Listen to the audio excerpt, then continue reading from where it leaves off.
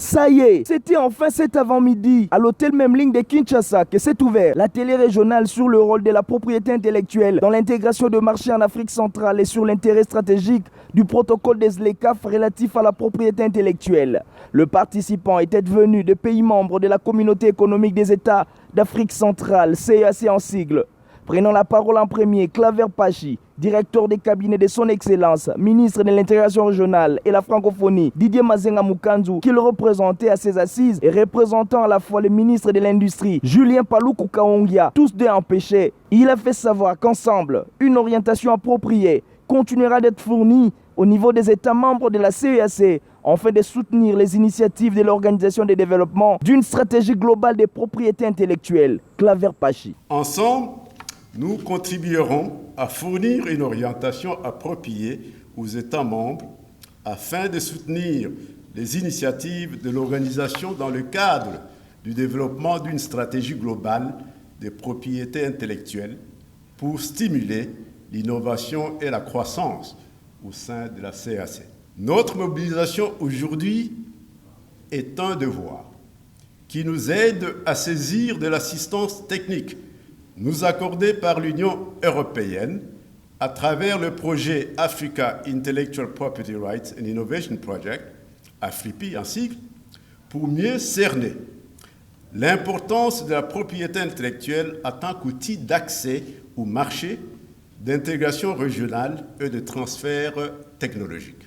Et au nom de leurs excellences, messieurs les ministres empêchés, je déclare ouvert l'atelier de renforcement des capacités sur le rôle de la propriété intellectuelle dans l'intégration des marchés régionaux et sur l'intérêt stratégique du protocole de la ZLECAf relatif à la propriété intellectuelle.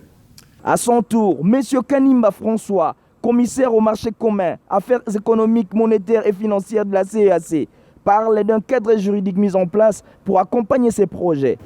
Vous savez, quand vous êtes un industriel qui investit beaucoup dans la recherche et le développement pour concevoir de nouveaux produits que vous mettez sur le marché, vous devez absolument être protégé pour pouvoir bénéficier de votre investissement que vous avez investi dans la recherche, en évitant à ce que d'autres personnes puissent bénéficier de votre innovation avant que vous n'ayez recouvré votre capital.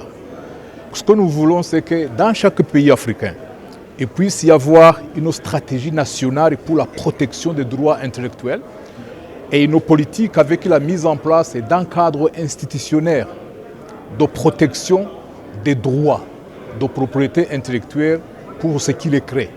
Gregor Schneider, chef de projet de l'Office de l'Union européenne pour la propriété intellectuelle, EUPO en sigle, parle de leur contribution à ces projets en Afrique. Comme on l'avait dit, il y a un grand potentiel.